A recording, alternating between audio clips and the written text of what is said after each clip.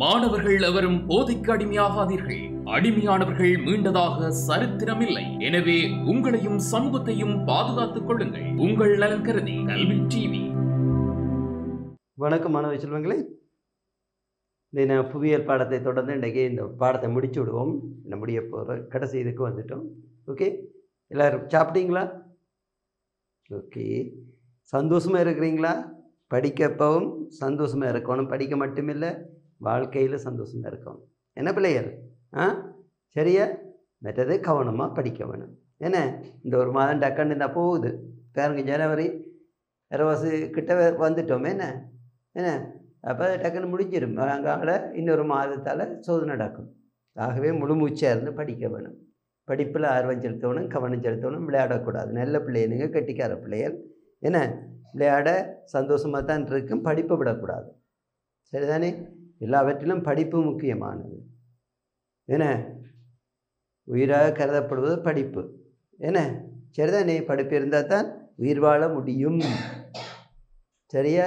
அது ஒரு சிலர் தான் படிப்பு இல்லாமல் வாழக்கூடியதாக இருக்கும். ஆனால் அவங்க இடைக்கிட கவலைப்படுவாங்க. நாங்கள் ஏன் படிக்கலை, வெக்கப்படுவாங்க. படித்தவங்களுக்குள்ளே போயிருந்து கதைக்கிறதுக்கு பழகிறதுக்கு வெக்கப்படுவாங்க, கூச்சப்படுவாங்க. அந்த இது நிலை உங்களுக்கு வரக்கூடாது. என்ன பிள்ளைகள்? நீங்கள் சந்தோஷமாக இருக்கணும். இப்போ உயர்ந்து கொண்டு போக வேணும். அவை நல்லா படிக்க வேணும். சரியா? படிப்பில் ஆர்வம் செலுத்த வேணும். விளையாடக்கூடாது. ஏன்னா படம் பார்க்குற மாதிரி இருந்து படிப்பில் அந்த ஐம்புலங்களையும் செலுத்தி கவனிச்சணும். சரியா? ஓகே, நல்ல பிள்ளைகள், கெட்டிக்கார பிள்ளைகள். ரைட். நாங்கள் அபிவிருத்தியின் பிரதேச மட்டத்தில் இதை பார்த்து கொண்டிருக்கிறோம். கடைசியாக பார்த்த இடங்கள் கிராமிய மட்டத்தில் என்ன மாரி அபிவிருத்திக்கான நடவடிக்கைகள் மேற்கொள்ளப்பட்டு வருகின்றன. குறைந்த கடைசி மட்டால கிராமம். என்ன, அந்த கிராமங்களை கிராமங்கள் வாழும் மக்களுடைய வாழ்க்கை தரத்தை மேம்படுத்த வேண்டும். வாழ்க்கை தரத்தை மேம்படுத்துவதாக இருந்தால் ஏனைய விடயங்களை, கிராமங்களை வளர்ச்சியடைந்த கிராமங்களாக மாற்ற வேண்டும். எனவேதான் பல்வேறு நடவடிக்கைகள் எடுக்கப்படுகின்றன. கடைசியாக பார்த்து நாங்கள் இதை பார்த்தோம். கம்திரிய திட்டத்தின் கீழே என்ன கிராம ஊக்குவிப்பு நிகழ்ச்சி திட்டம்ன்றது கம்திரிய. அந்த திட்டத்தின் மூலம் என்ன ஒன்று புனித இடங்களை, கிராமங்களில் உள்ள புனித இடங்களை பாதுகாப்பது, அதற்கு வேண்டிய அத்தனை உதவிகளையும் வழங்குவது. என்ன, நிதியோ அதோடு சேர்த்து அனைத்து உதவிகளையும் வழங்குவது, பாதுகாப்பையும் வழங்குவது. என அந்த பிரதேசத்தை புனித இடமாகவே பேணி பாதுகாப்பது மட்டுமின்றி அந்த மக்களை, அதை சூழ்ந்து வாழ்கின்ற மக்களை ஆன்மீக பண்புள்ளவர்களாக உருவாக்குவது. முன்னர் ஆன்மீக பண்போடு தான் எல்லாருமே வாழ்ந்தனாங்க. இலங்கையிலிருந்து எல்லாருமே மன்னராட்சி காலத்தில். என்ன, ஒரு சிலரை தவிர மற்ற எல்லா முக்கால்வாசி பேரும் ஆன்மீக பண்போடு தான் வாழ்ந்தார்கள். நல்ல கலை கலாச்சாரங்கள் இருந்தன. விரும்பத்தக்க கலை கலாச்சாரங்கள் உலகமே வியக்கிற அளவுக்கு இருந்தது. ஆனால் இன்றைக்கு எல்லாமே கெட்டு போய்விட்டது என்று கூறலாம். இது அந்த அளவுக்கு ஆன்மீக பண்புகள் எல்லாம் தொலைந்து விட்டன. நல்ல விடயங்கள் எல்லாம் இன்றைக்கு கூடாத விடயங்களாக, வெக்கப்படும் விடயங்களாக மாறிவிட்டன. நல்ல விடயங்கள், கூடாத விடயங்கள் எல்லாம் நல்ல விடயங்களாகி இன்றைக்கு அந்த கூடாத விடயங்களுக்காக போராடுகின்ற சமுதாயமாக தான் இன்றைக்கு நாங்கள் மாறிக்கொண்டிருக்கிறோம். என்ன, உதாரணமாக பார்த்தோம்ல, ஒரு உதாரணம். அம்மா அப்பாவோட காலில் நீங்கள் விழுந்து கும்பிட்றீங்களா பிள்ளைங்க? அம்மா அப்பா தெய்வங்களா மதிச்சு கால், சரி பெருநாள் நாளைக்காவது கும்பிட்றீங்களா? அம்மா அப்பாவோட காலில் விழுந்து, இந்த புது வருடம் எல்லாம் வந்தது, தைப்பொங்கல் வரப்போகுது, என்ன எல்லாம் காலில் விழுந்து கும்பிட்டு ஆசி விட்டா போகிறீங்க.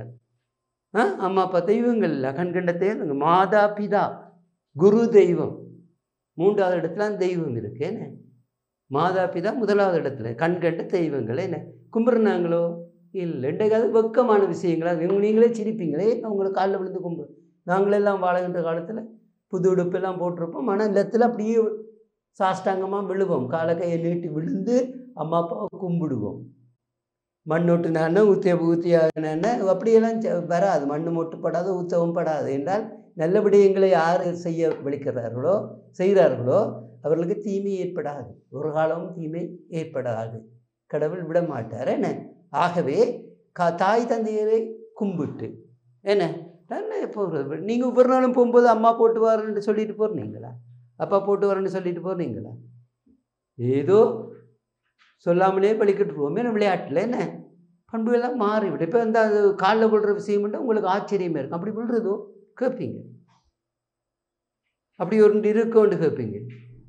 சரி இது இருக்கின்றது இப்போ இல்லை, இனி விழுந்து கும்பிடும் ஆசை பெற்று போக மாட்டா. அது வெக்கம். அது விழுந்து கும்பிட்றது என்னது, இப்படி பட்டிக்காட்டுத்தானம் இது என்னது ரெண்டெல்லாம் கணக்கெல்லாம் கதைப்பாங்க. என்ன அப்படி இல்லை. அப்போ எங்களுடைய ஆன்மீக பண்புகள் எல்லாம் தொலைந்து விட்டன.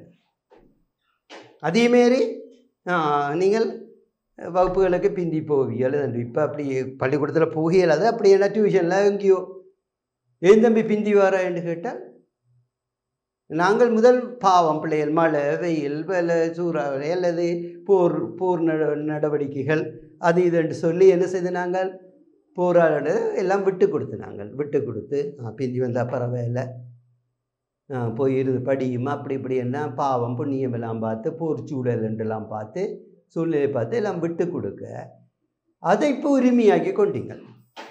எப்படியே நான் பிந்தி வந்தால் என்ன ஏன் அப்போ உடனே அதை மறைச்ச உடனே உடனே போராட்டம், அதுக்காக வேண்டிய போராட்டம். கூடாத விஷயங்கள் பிந்தி வர்றது கூடாத விஷயம், அப்படி அதை கேட்டால் சண்டை போராட்டம். பார்த்தீங்களா, கூடாத விஷயத்துக்கு நல்ல விஷயங்களாக மாறி அதுக்காக போராடுற சமுதாயமாக இப்போ நாங்கள் மாறிக்கொண்டு இருக்கிறோம். ஏனென்றால் எங்களிடமிருந்து ஆன்மீக பண்புகள் தொலைந்து போய்கொண்டிருக்கின்றன. எப்படி விடயங்கள், நல்ல விடயங்கள் எல்லாம் கூடாத விடயங்கள் அல்ல வெக்கப்படுற விடயங்களாக மாறிவிட்டன. கூடாத விடயங்கள் எல்லாம் நல்ல விடயங்களை கருதி கொண்டு அதுக்காக போராடுற சமுதாயமாக நாங்கள் மாறிக்கொண்டிருக்கிறோம் பிள்ளைகள். இதுக்கு தான் ஒரு சின்ன உதாரணம் சொன்னேன். ஏன்னா ஆகவே பிள்ளைகள் இந்த ஆன்மீக பண்புகளை மக்களிடத்தையே வளர்க்க வேண்டும். இந்த புனித இடங்களை எல்லாம் என்ன பெருமைக்காக பாதுகாக்கிற வேண்டிய இல்லை, பெருமையின் தான். இலங்கையில் என்னென்ன புனித இடங்கள் இருக்கிறது, பொனன்றுவை அன்றாஜபுரம் என்ன, இதை விட கண்டி தலதா மாளிகை என்ன எல்லாம் புனித இடங்கள். அதேமாதிரி நைனாதீவு என்ன, அதேமாதிரி நாகதீப என்ன, மடுக்கோயில் என்ன, நல்லூர் இப்படி என்று புனித இடங்கள் இருந்தாலும் அது ஏன் பெருமைக்காகவா? இல்லை. அந்த புனித இடங்களுக்கு செல்பவர்கள் நீங்களும் புனிதமானவர்களாக இருக்க வேண்டும். உடையால மட்டுமல்ல, உள்ளத்தாலும் புனிதமானவர்களாக இருக்க வேண்டும் என்பதற்காகவும் உங்களுடைய வாழ்க்கை ஆன்மீக பண்புள்ளதாக இருக்க வேண்டும் என்பதற்காகவும் தான் இலங்கை அரசாங்கம் இந்த கிராமங்கள் தோறும் புனித இடங்களை பாதுகாப்பதற்கு, அதை பேணுவதற்கு பல்வேறு நடவடிக்கைகளை மேற்கொண்டு வருகின்றது. இதன் மூலம் மக்கள் ஆன்மீக பண்புள்ளவர்களாக மாறுவார்கள். எனவே ஒருவரை நேசித்து ஒருவருக்கு உதவி செய்து நாட்டில் பற்று வைத்து நாட்டில் விசுவாசம் வைத்து இது என்னுடைய நாடு, என்னுடைய பிரதேசம், இது என்னுடைய சமூகம் என்ற உணர்வுகள் ஏற்படுத்தி எல்லா மக்களும் ஒரே இனமாக, ஏன்னா நான் வேறு நீ வேறு, அவன் அந்த சாதி இவன் இந்த சாதி, அவன் அந்த இனம் இந்த குரோதம் பார்க்காமல் சண்டை பிடிக்காமல் என்ன எண்ணத்தால் கூட கொலைவரி கொண்டு நடக்காமல் என்ன நாங்கள் எல்லோரும் இலங்கையர், நாங்கள் எல்லோரும் சகோதரர்கள், நாங்கள் எல்லோரும் சந்தோஷமானவர்கள். எனவே ஒருவருக்கு உதவி செய்து என உறவுகளை ஏற்படுத்தி கொண்டு என சந்தோஷமாக வாழ வேண்டும். இதனால் நாடு சந்தோஷமான இனிமையான ஆரோக்கியமுள்ள நாடாக மாற வேண்டும். அதான் எங்களுடைய அரசு லட்சணை. என அரசு லட்சணையில் பல்வேறு இதுகள் உருவாக்கப்பட்டிருக்கிற ரச்சனையில் என்ன வாழந்திய சிங்கத்தை மையமாக கொண்டு என்ன கதிர் நற்கதிர்கள் நிறைகுடம் மங்களகரமான நாடு, மக்கள் எல்லாம் மங்களகரமானவர்கள், இந்த நாட்டில் மங்களகரமான நிகழ்ச்சிகள் எல்லாம் இடம்பெற்று கொண்டிருக்கின்றன, மக்களும் சந்தோஷமாக வாழ்ந்து கொண்டிருக்கிறார்கள் என்பதை நிலைநிறுத்துவதற்குத்தான் எங்களுடைய அரசு லட்சணையில் பூர்ண கும்பம் வைக்கப்பட்டிருக்கிறது. என்ன அதே போன்று தாமரை இலை என்ன, தாமரை இதழோ தாமரை இலையோ பார்த்த நீங்கள் தானே, அதில் ஒரு துளி நீர் பட்டால் கூட அது ஒட்டாது, அப்படியே மெழுகுல இருக்க மாதிரி ஆடிக்கொண்டிருக்கு, தண்ணியால் டொட்டா முத்து மாதிரி ஆடிக்கொண்டிருக்கு. நினச்சி பாருங்க, நினைப்படாது. தண்ணி வேறாகவும் இலை வேறாகவும் இருக்கு. அது என்னதுக்கு? இலங்கை வாழ் மக்கள் பற்றற்றவர்கள், என்ன ஒட்டும் ஒட்டாமலும் அவர்கள் வாழ்ந்து கொண்டிருப்பவர்கள். ஆகவே அவர்கள் பற்றற்றவர்கள். ஆசை மற்றவருடைய பொருட்களை கவர வேண்டும் என்று ஆசை இல்லாதவர்கள். என கடவுளை முக்கியமான தெய்வமாக கருதி கொண்டு வாழ்பவர்கள். ஆகவே அவர்கள் ஆன்மீக பண்பு மிக்கவர்கள் என்பதற்குத்தான் அந்த தாமரை இலை அல்லது இதழ் போடப்பட்டது. இப்படியா சூரியன் சந்திரன், சூரியனுக்கு போடப்படுவது சூரியன் பிரகாசமானது, ஒளி தருபவன், என இருளை அகற்றுபவன். அதே போன்று இலங்கை வாழ் மக்களும் பிரகாசமானவர்கள், ஒளி அறிவுடையவர்கள், என இருளை அகற்றுகின்ற ஒளியானவர்கள், என்ன நன்மை தீமைகளை அகற்றுபவர்கள், பாவமண்ணும் இருளை அகற்றி வாழ்பவர்கள் என்பதற்கு தான் சூரியன் போடப்பட்டது. சந்திரன் குளிர்ச்சியானது, அழகானது சந்திரன். ஆகவே அங்கே என்ன, இலங்கை மக்களும் பழகுவதற்கு இனிமையானவர்கள். அவர்கள் இயற்கையே அழகானவர்கள், பழகுவதற்கு இனிமையானவர்கள், சந்தோஷமானவர்கள்.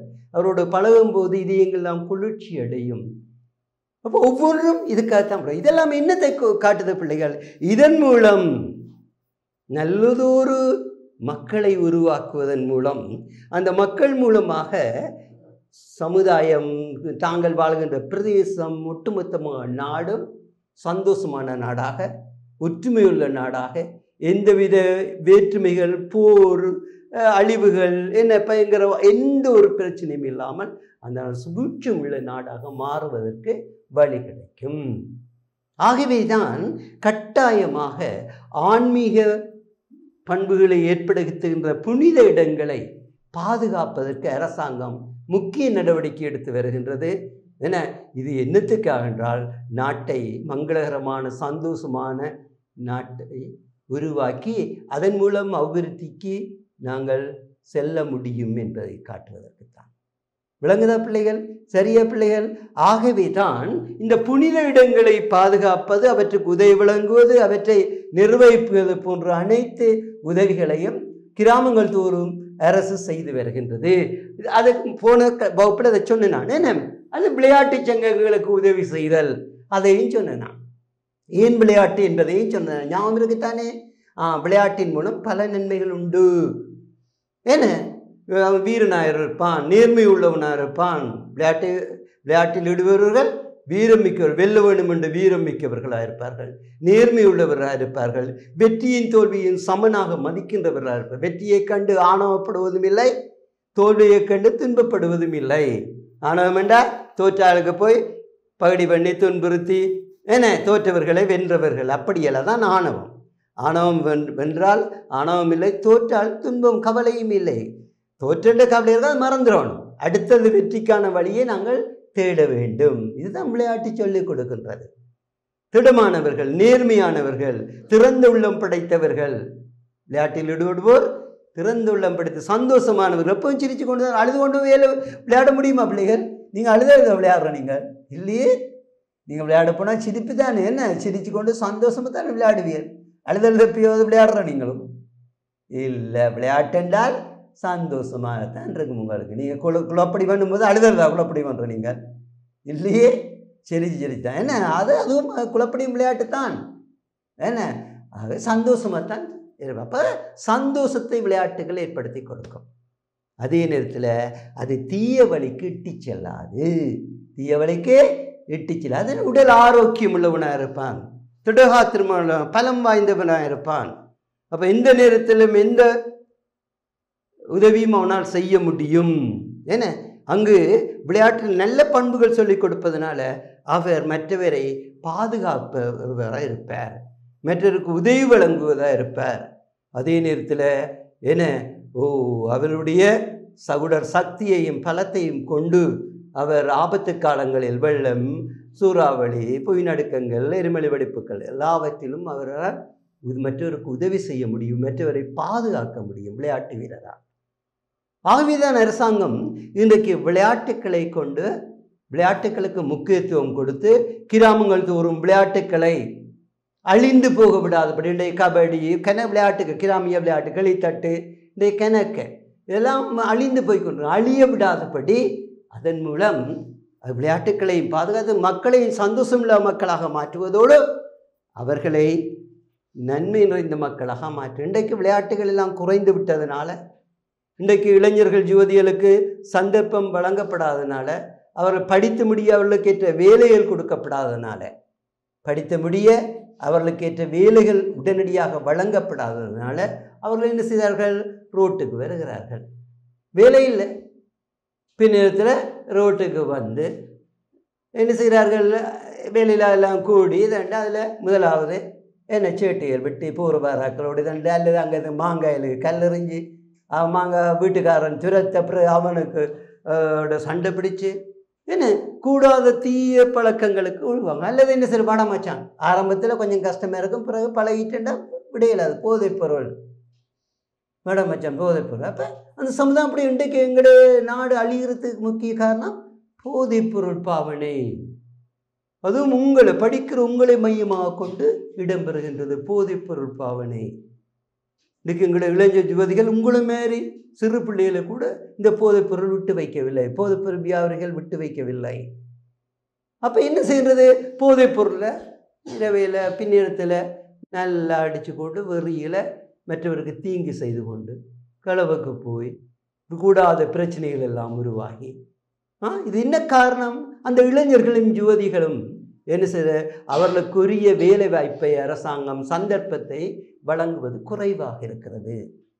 இதுதான் இளைஞர்கள் எல்லாம் இன்றைக்கு வெளிநாடுகளில் எங்கேயோ எமது நாட்டிலேயோ போராட்டத்தில் ஈடுபடுறது காரணம்.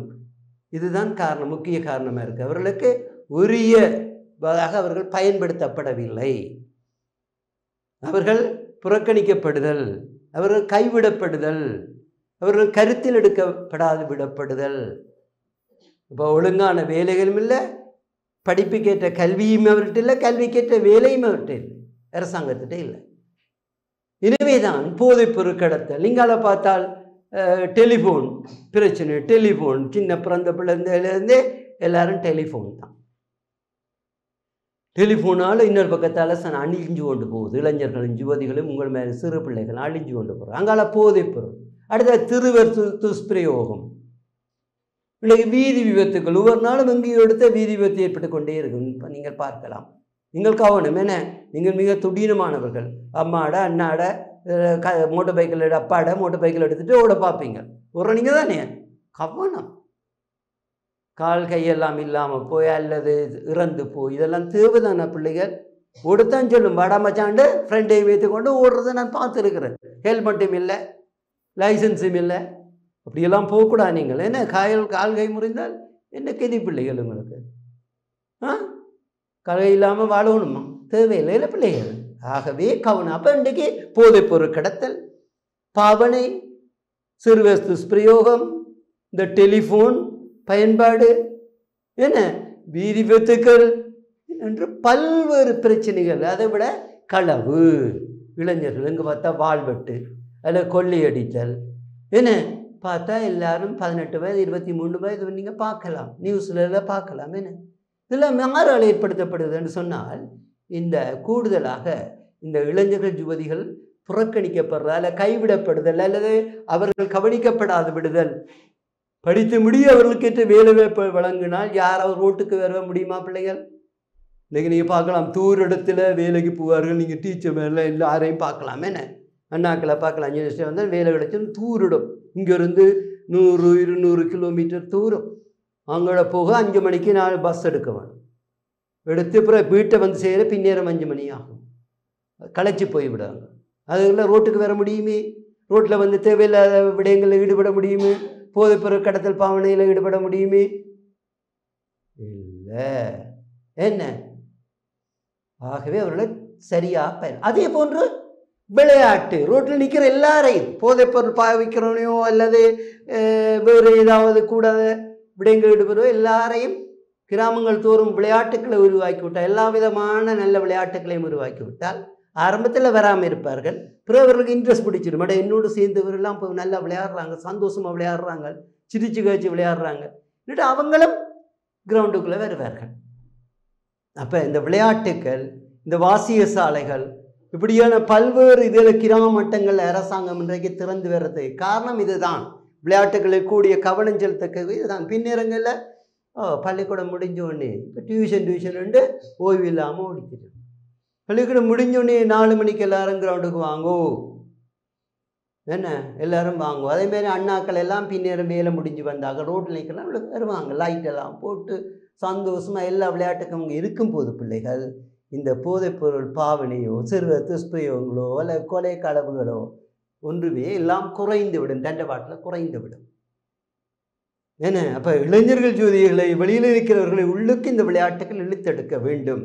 இழுத்தெடுத்து அவர்களையும் சந்தோஷம் உள்ளவர்களாக அவருடைய நேரத்தையும் சரியான பயனுள்ள இதில் பயன்படுத்தும் போது நாட்டில் பிரச்சனைகள் எல்லாம் குறைந்துவிடும். என்ன பிரச்சனைகள் எல்லாம் குறைந்துவிடும். இதிலே ஈடுபட அவர் ரோட்டுக்கு போக மாட்டார்கள், தேவையில்லாத பிரச்சனையில் ஈடுபட மாட்டார்கள். என்ன பிள்ளைகள், ஆகவே தான் இலங்கை அரசாங்கம் விளையாட்டு சங்கங்களுக்கெல்லாம் உதவி வழங்குகின்றன, பல்வேறு உதவிகளை செய்கின்றன. கிரிக்கெட் வேணுமா, கிரிக்கெட் பெட் பால் அவங்களுக்கு அனைத்து கருவிகளும், ஃபுட்பால் வேணுமா, கிளித்தட்டு வேணுமா, என்ன அல்லது வேறு ஏதாவது வேணுமா, என்ன விளையாட்டுகளோ அரசாங்கம் நிறைய உதவி செய்வது, நிறைய பயிற்சிகளை வழங்கி வருது. நான் முன்னுக்கும் உங்களுக்கு சொன்னேன், ஒலிம்பிக்கு கூட இன்றைக்கு வெளிநாடுகள் என்ன இலங்கையிலிருந்து கூட இன்றைக்கு கிராமப்புறத்திலிருந்து தான் போகிறார்கள். ஏனென்றால் அவர்களுக்கு சிறந்த பயிற்சிகள் வழங்கப்படுகின்றன. அவர்களுக்கு வேறு பொழுதுபோக்கு இல்லை கிராமப்புறத்தில். என்ன எங்களை நகரப்புறத்தில் நிறைய வாழ்க்கை இல்லை, அங்கே கிராமப்புறங்கள் புனிதமான இடங்கள். அங்கே என்ன படிப்பு தவிர்னா வீட்டு வேலையும் தோட்ட வேலையும், அதுக்கு பிறகு படிப்பு தான். இங்கே தான் பல்வேறு கூடாத தீய வழிமுறைகள் எல்லாம் காணப்படுகின்றன. ஆகவே கிராம பிள்ளைகள் நன்கு படித்தவர்கள்ட்ட நிறைய கட்டித்தனம் இருக்குது, அவங்களுக்கு வேறு ஒரு பொழுதுபோக்கும் இல்லை,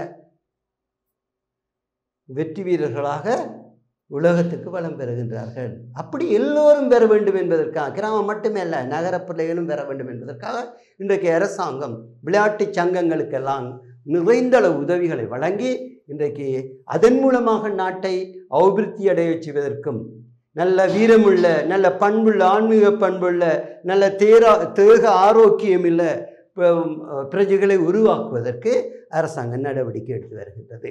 அதுக்கு அடுத்ததாக நாங்கள் அடுத்தது மரண சங்கங்கள், மரணாதார சங்கங்கள். என்ன அதுவும் உங்களுக்கு நான் விளங்கப்படுத்தினேன்.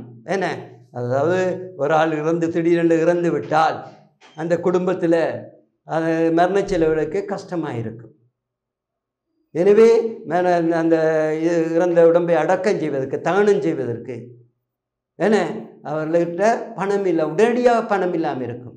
எனவே இந்த மரண சங்கங்களை உருவாக்கி அந்த சங்கங்கள் மூலம் சேமிப்பு பழக்கத்தை உருவாக்கி சிறு சிறு சேமித்து பழகு, பிறகு கடன் உதவிகளை கடன்களை வழங்கி என அந்த மரண நிகழ்ச்சியை சிறப்பாக உடனடியாக நடத்தி முடிப்பதற்கு அரசாங்கங்கள் இந்த மரண சாசன மரணாதார சங்கங்களை உருவாக்கி வருகின்றது கிராமங்கள் தோறும். இதுவும் ஒரு நல்ல விடயமில்லோ? ஏன்னா இதுவும் ஒரு நல்ல விடயமில்லோ? எல்லோருட்டையும் எப்போதும் திடீர்னு காசு இருக்காது, பணம் இருக்காது. ஆனால் இதை வைத்து கொண்டு இருக்க முடியாது. இறந்த உடம்பை அவருடைய தகனம் செய்ய வேண்டும். தகனம் செய்யும் போது குறைந்தது உரிய முறையில் தகனம் செய்ய வேண்டும். எனவே அதற்கான செலவுகள் ஏற்படும். அந்த செலவுடைய உடனடியாக நிவர்த்தி செய்யக்கூடியதாக இந்த மரணாதார சங்கங்களை உருவாக்கி அதன் மூலம் கட்டுப்பணங்கள் செலுத்துவது, சிறு சிறு சேமிப்பது, பிறகு கடனுதவிகளை வழங்குவது போன்ற நடவடிக்கைகள் கிராமந்தோறும் மேற்கொள்ளப்படுகிறது. அது என்னது கம்தெரிய எனப்படும் கிராம எழுச்சியின் மூலம் இந்த கிராமங்களை எழுச்சி பெற செய்ய வேண்டும். மக்களை மேம்பாடுள்ள வளர்ச்சியடைந்த மக்களாக மாற்ற வேண்டும். ஆகவே மக்களுக்கு தேவை அனைத்தும் கிராமங்களில் அனைத்து வளங்களையும் பயன்படுத்தி கிராமங்களை மேம்பாடு அடைந்த கிராமங்களாக மாற்ற வேண்டும் என்ற நடவடிக்கை மேற்கொள்ளும். கடைசியாக நாங்கள் பார்க்கணும், கிராமிய மட்டத்தில் குடும்ப அழகுடன் இணைந்து செயற்படும் சேவையாளர்கள் நியமிப்பது. அதையும் நான் உங்களுக்கு சொல்லி தந்தேன். என்ன குடும்ப நல சேவையாளர்கள், ஏன்னா அது சுகாதார சேவையாக இருக்கலாம், அது உங்களுக்கு குடும்ப நல உத்தியோகத்து 2 இருக்குது. நிறைய பேருக்கு உதவிகளை வழங்கி அரசாங்கம் என்ன வெள்ளை இதுவும் நீல பட்டியலை ப்ரௌன் பட்டியெல்லாம் போட்டு கொண்டிருப்பார்கள். நீங்கள் பார்க்கலாம். கிராமங்களுக்கெல்லாம் வருவார்கள். என்ன நர்ஸ் மேரண்டு சொல்லி இவங்க என்ன கிராம உத்தியோகத்தர்கள். விளங்குதோ? அவர்கள் ஒன்று மருத்துவ சேவைக்காக இருக்கலாம், அல்லது கீலிங், ஆலோசனையும் வழிகாட்டலும் அவருடைய பிரச்சனைகளுக்கு தீர்வு காணுகின்றவராக இருக்கலாம். ஏன்னா குடும்பத்தோடு வந்து வீட்டை தேடி வந்து உங்களோட கதைச்சு உங்களுடைய பிரச்சனையை அறிந்து அதுக்கு தீர்வு சொல்லி உதவிகளை வழங்கி என்ன உங்களோட பிரச்சனைகளை இல்லாமல் செய்வது அல்லது குறைப்பது. என்ன அதேமாரி படிக்காதவர்களுக்கு, பாடசாலைக்கு செல்லாதவர்களை பாடசாலைக்கு செல்ல வைப்பது, அவர்களுக்கு தேவையான உதவிகளை பிள்ளைகளுக்கு வழங்குவது, மாலை நேர வகுப்புகளை நடாத்துவது, என்ன நடத்தி அந்த பிள்ளைகளுக்கு படிப்பு உதவிகளை மேற்கொள்வது, அவர்களை பாடசாலையில் படிக்காவிட்டாலும் பின்னிறுத்திலேயாவது, அன்றைக்கு எல்லோரும் பாடசாலைக்கு செல்ல வேணும். ஏன்னா ஆனால் பின்னிறுத்தில் பாடங்களை சொல்லிக்கூட பாடசாலையை விட்டு இடைவிலகியோருக்கு இப்போ இடைவிலகிறோன்னா பாடசாலை உங்களை மாதிரி குழப்படி பண்ணி சிலர் நான் பாடசாலை போக மாட்டேன், நம்மோட நீ சண்டை, அம்மாவோட உங்களோட வீரவில் அங்கே இருப்பீங்க. என்ன செய்வீங்க நீங்கள்? பாவம் அம்மா என்ன செய்வீங்க நீங்கள்? நான் போக மாட்டேன் அப்பட சொன்னால் படித்து போடுவேன். அவன் அம்மாவோட நீங்களோட வீரமெல்லாம் காட்டுறேன். என்ன பிள்ளைகள் பாவம் அம்மாண்டு யோசிக்கிற நீங்களோ? உங்களுக்காக தான் நம்ம வாழ்கிறேன்னு யோசிக்கிற நீங்களோ? நீங்கள் நல்ல பிள்ளைகள், நீங்கள் அப்படியெல்லாம் நடக்க மாட்டீங்களன்னு எனக்கு நிறைய நம்பிக்கை இருக்குது. ஏன்னா நீங்கள் எல்லோரும் நல்ல பிள்ளைகள். ஆகவே அம்மாட்ட வீரம் காட்டாமல் ஏன்னா அம்மா சொல்கிறத கேட்டு அப்பா சொல்கிறத கேட்டு பாடசாலைக்கு சென்று நல்லா படிக்கணும். பாடசாலைக்கு சென்று படம் பார்க்க போகிற மாதிரி இருக்கக்கூடாது. சந்தோஷம் பாடசாலை காலங்கள் நல்லா படிக்க வேணும். இப்படி படிக்க மாட்டான் நிதாண்ட மாட்டான் குழப்படி செய்கிறவர்களையும் சேர்த்து தான் இடைவிலகியோர் என்று சொல்கிறது. இப்போ அப்படியே மிக குறைவு. அப்படியானாக்கள் அல்லது வயது வந்தோர் என்ன இவர்கள் எல்லாருக்கும் கல்வி வழங்கக்கூடியதா பின்னேரத்தில் மாலை நேர வாய்ப்புகளை உருவாக்கி இந்த குடும்ப நல சேவையாளர்கள் மூலம் என அவர்கள் கல்வி அறிவை கொடுப்பது, பிரச்சனைகளை தீர்ப்பது, சுகாதார மருத்துவ வசதியை வழங்குவது, நிகழ்ச்சி திட்டங்களை ஏற்படுத்துவது, அது கல்வியை சொல்லிக் கொடுப்பது. அதே நேரத்தில் கலை கலாச்சார நிகழ்வுகளை நடாத்துவது. நீங்கள் தெரியும் உங்களுக்கு திருவிழா காலங்கள் விளையாட்டு போட்டிகளை வைப்பது, விளையாட்டு போட்டிகள் காலத்தில் விளையாட்டு போட்டிகளை வைப்பது, திருவிழா காலங்களையும் விளையாட்டு போட்டிகளையும் வைத்து கலை நிகழ்ச்சிகளை நடத்துவது என்ன. அப்போ அங்கே நல்ல கலை பண்பாட்டு பழக்க வழக்கங்களை ஏற்படுத்தி கொடுப்பதும் இந்த கிராம உத்தியோகத்தருடைய குடும்ப அலகுகளுடன் இணைந்து செயற்படும் சேவையாளர்களை நியமிப்பது ஏன்னா அங்கே அப்போ குடும்பத்துடன் இணைந்து அவர்களும் குடும்ப உறவினர் போல ஆகிவிடுவார்கள் காலகதியில். அப்போ மக்களோடு இணைந்து கிராமி மக்களோடு இணைந்து நல்ல சீரிய வாழ்க்கையை ஏற்படுத்தக்கூடிய நடத்துது. இதே நேரத்தில் இன்னொரு பக்கத்தால் நீங்கள் பார்க்கலாம், ஆன்மீக பண்புள்ள அதாவது என்னது சொல்லலாம், அது எண்ணத்தின் மூலம் என்று சொன்னால் சமய பாடங்களை நடத்தி, அது தேவாலயங்களாக இருக்கலாம், என்ன கோயில்களாக இருக்கலாம், என்ன விகாரைகளாக இருக்கலாம், பள்ளிவாசல்களாக இருக்கலாம். இங்கெல்லாம் என்ன சிறுவர்களில் தொடங்கி பெரியவர்கள் வரை என்ன சமய கல்வி படிப்பிக்கப்படும். நம்ம சமய கல்வி படிப்பது இவர்களெல்லாம் உதவுவார்கள் பல்வேறு வகையில். இப்போ சமயக்கல்வி ஏன் படிப்பிக்கப்படுது? அவன் சமயத்தை அறிந்து கடவுளை அன்பு செய்து வாழ்வது மட்டுமின்றி அவர் கடவுளுடைய பண்புகளை கொண்டவராக மாற வேண்டும். எனவே அவர் தன்னுடைய வாழ்க்கையை தூய்மையாக்கி தன்னை சார்ந்திருப்பவர்கள் தன்னுடைய சமுதாயத்தினுடைய வாழ்க்கையும் அவர் தூய்மைப்படுத்துவதாக இருக்க வேண்டும் என்பதற்காக தான் இந்த சமய கல்வி வழங்கப்படுகிறது. தனியாக கடவுளை அறிவதற்காக மட்டுமல்ல, அவரும் கடவுளைப் போல பண்புள்ளவர்களாக உருவாகி அவர் தானும் நல்லா நடந்து ஏனையோரையும் நல்லா நடத்தி அன்பு பண்பு இரக்கம் உதவி என இப்படியான பல்வேறு மனப்பான்புகளை கொண்ட மக்களாக மாற வேண்டும் என்பதற்காகத்தான், என்ன ஆன்மீக பண்புள்ள மக்களாக மாற வேண்டும் என்பதற்காகத்தான் இந்த முயற்சிகள் மேற்கொள்ளப்படுகின்றன. ஏன்னா அன்றைக்கு நீங்கள் பார்க்கலாம், அன்றைக்கு மன்னராட்சி காலத்தில் தலையாய கடமைகள் 3 இருந்தன. பழைய கால மன்னர்களின் தலையாய கடைகள் வரலாற்றில் நாங்கள் பார்க்கலாம் 3. என்ன? ஒன்று குளங்கட்டி வளம் பெருக்குதல், 2 அப்போ அந்நிய தேசங்கள நாடுகளிலிருந்து மக்களை பாதுகாத்தல், மக்களுக்கு பாதுகாப்பு வழங்குதல், அடுத்தது குளங்கட்டி வளம் பெருக்குதல். நீர் இருந்தால் எல்லாமே உருவாகும், வளம் பெருக்குதல். அடுத்தது தலையாய கடமை, மக்களை ஆன்மீக பண்புள்ளவர்களாக மாற்றுதல். இதுதான் அந்த கால மக்களின் தலையாய கடமையாக இருந்த மன்னர்களுடைய மக்கள்.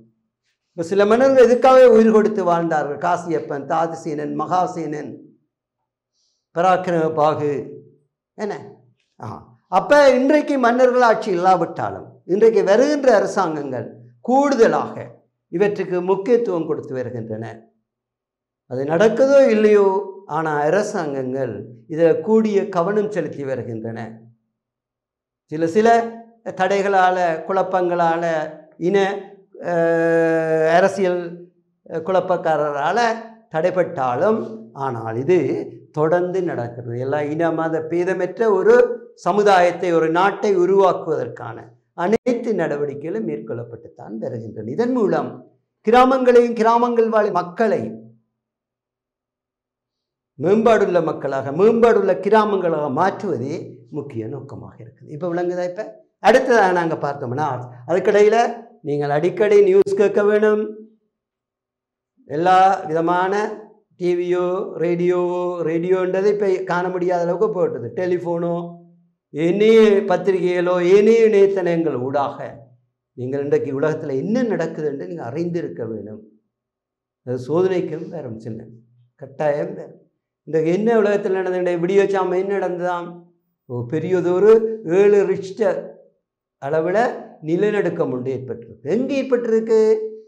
இந்த நீங்கள் திபேத் பக்கத்தில் இருந்த திபேத்துக்கு பக்கத்தில் தாய்லாமா வாழுகின்ற இடம் என்ன, திபேத்தில் நிலநடுக்கம் 7 ரிக்டர் அளவில். வீடுகளெல்லாம் இடிந்து விழுந்திருக்கின்றன. உயிராபத்துக்கள் இன்னும் அறியப்படவில்லை. விடியச்சாமம் ஏற்பட்டது. அது நேபாளம், இந்தியாவின் வடபகுதி, அங்கே சீனாவின் தென்பகுதி போன்ற பிரதேசங்களுக்கெல்லாம் இன்றைக்கு பல பாதிப்புகளை உணரப்பட்டிருக்கிறது. பாதிப்புகளில் அந்த நிலநடுக்கம் உணரப்பட்டிருக்கு. இமயமலையின் சிகரத்தில் என்ன, அது இந்த திபேத் நேபாள பகுதிகளில் இருக்கிறது, இந்தியாவின் வடபகுதி. கல்வி டிவியில் புத்தம்புது நிகழ்ச்சிகளை உடனுக்குடன் பார்த்து மகிழ எமது Facebook மற்றும் YouTube பக்கத்தை லைக் செய்யுங்கள்.